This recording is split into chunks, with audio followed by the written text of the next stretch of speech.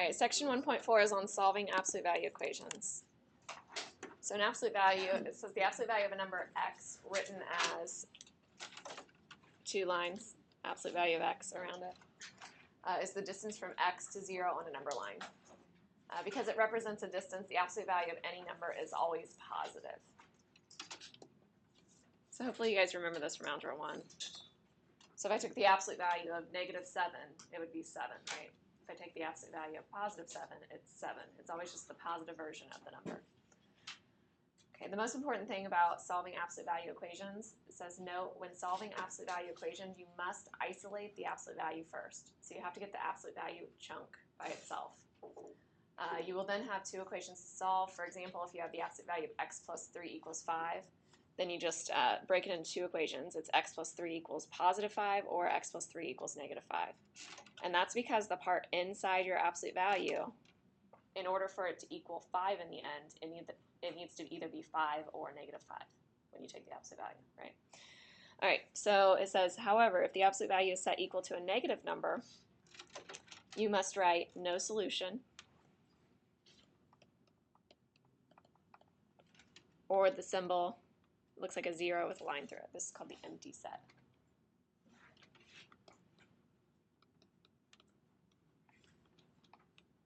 Some people call it the null set, N-U-L-L.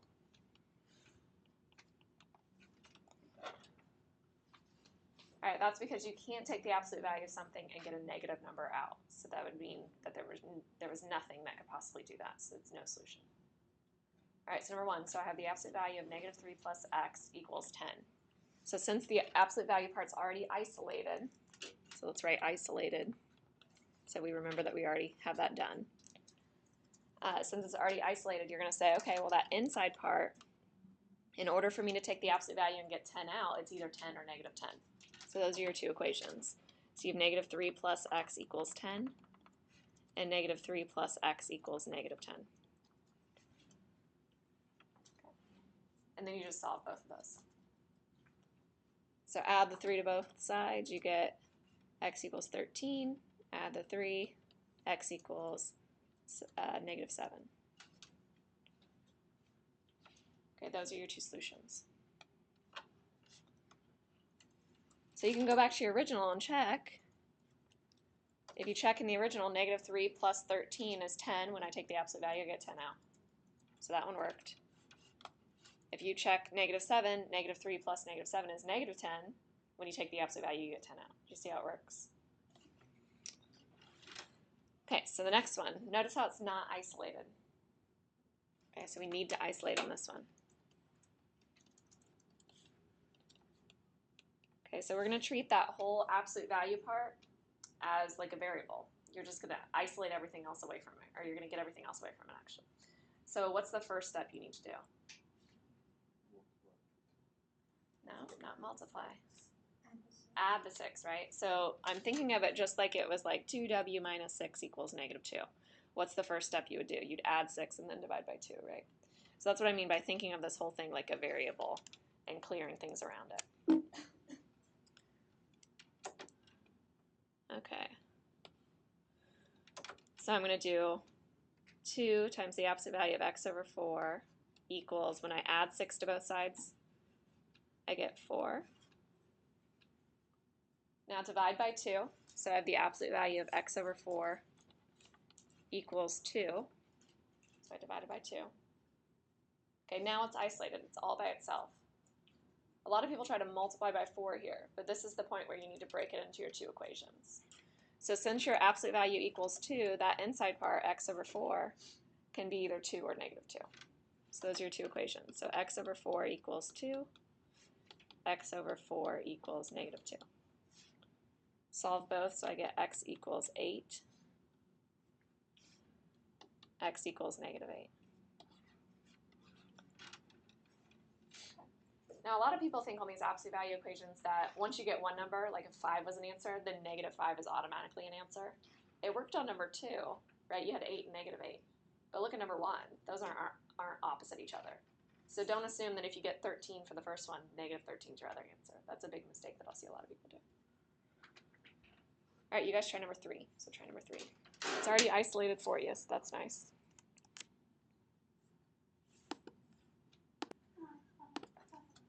All right, so number 3, it's already isolated for you.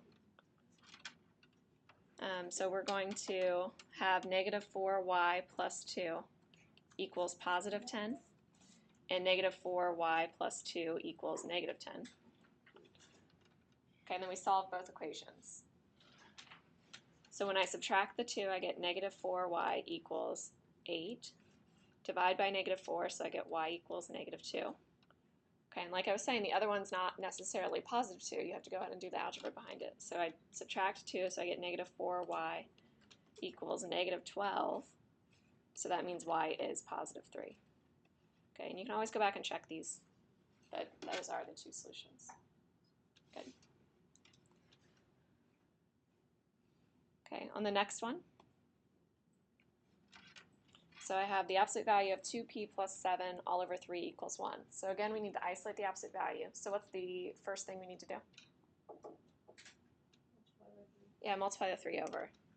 Okay, when we do that, it's already isolated. So I have 2p plus 7 and absolute values equals positive 3.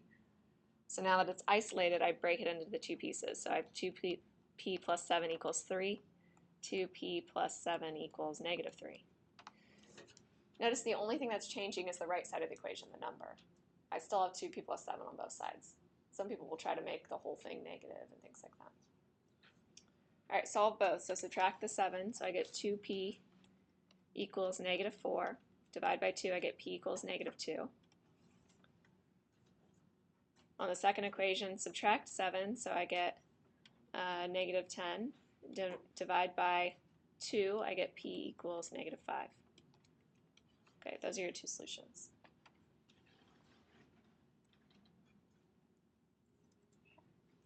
Now Carolyn worked a little bit ahead on this next one, and she was like, this one's weird. Do you guys see why number 5's weird? Make it bigger. What happens? Yeah, when you add 3 to both sides, you get 0. So you get the absolute value of 0.5x equals 0. There is a solution, but how many solutions are there? There's just one. Because if I had the absolute value of something equals 2, then the inside part could have been 2 or negative 2, right? But 0, the only thing it could be is 0. There's only one thing it can be. So the absolute value of 0.5x equals 0, so that means 0.5x equals 0. Divide by 0.5, so I get x equals 0. Okay, that's your answer. All right, now the next one, so I'm going to add 2 to both sides first. So I get negative 1/2, absolute value of p minus 2 equals 5. I need to get rid of my negative 1/2, so how do I get rid of the negative 1/2? Yeah, multiply by negative 2, right? So when I do that, I get absolute value of p minus 2 equals negative 10. Now what? What was that, Kern?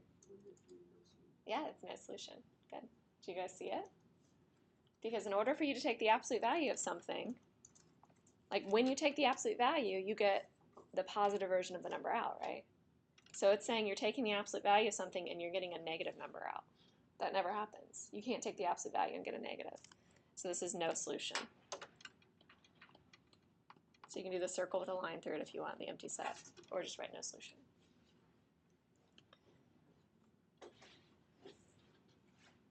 Okay. So the next one says, if there's an x on the non-absolute value side, so if there's some kind of variable on the non-absolute value side, there's usually only one answer that works in the original problem. Now, not always. Sometimes both answers will work, or no solution. None of them will work. Okay, therefore, it's important that you check your work for absolute value problems. So on number 1, I have the absolute value of 8 plus y equals 2y minus 3. So you see how there's a variable on the non-absolute value side. So there's a variable there. So when you see there's a variable, you always check.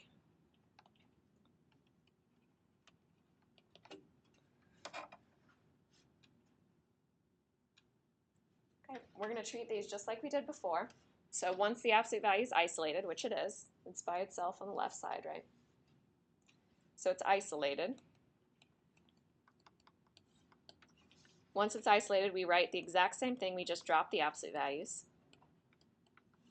So 8 plus y equals 2y minus 3. And then what did we do before? We just dropped the absolute values on the left side. And then what did we do to the right side before?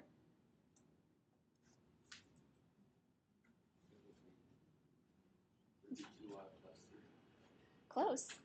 Make all of it negative. So negative 2y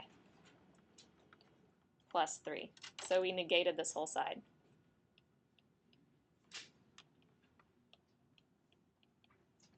So when I say negate, I always mean make it the opposite of what it was before.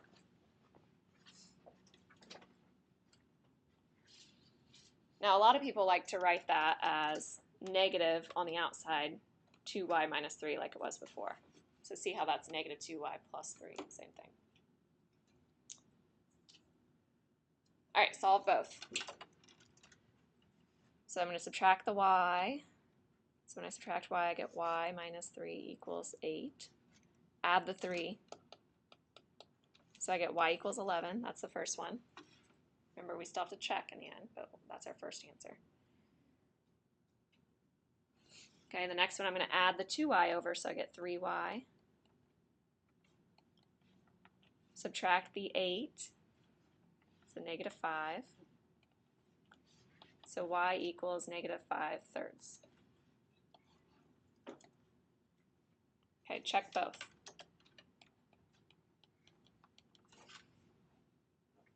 Okay, 11 should be pretty easy to check, so I'm going to do 8 plus 11. It's in absolute values. I'm seeing if it's equal, so sometimes I'll do a little question mark over my equal sign because I'm not sure if it's equal, I'm checking. So 2 times 11 minus 3.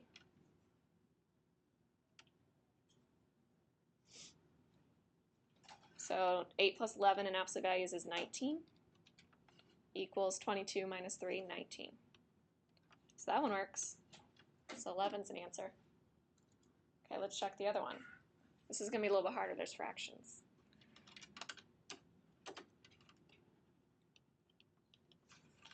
So I'm going to check negative 5 thirds. So I'm going to have 8 minus 5 thirds. I'm seeing if that's equal to 2 times negative 5 thirds minus 3. How many think this is going to work? How many think it's not going to work? You just think it's not going to work because I said sometimes there's only one answer, right?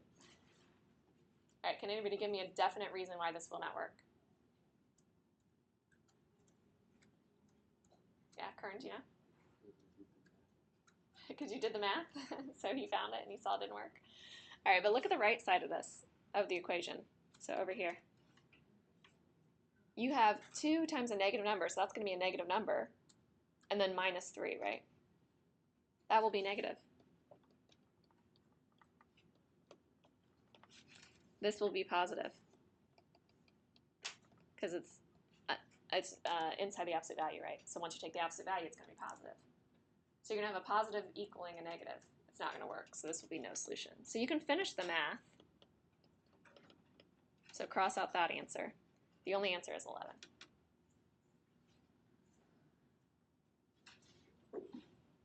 Yeah, so you can finish the math, but I would probably just see, is the right side going to be negative, is the left side going to be positive, and then stop there. Is that it? Yep. Okay. So any questions on any of that?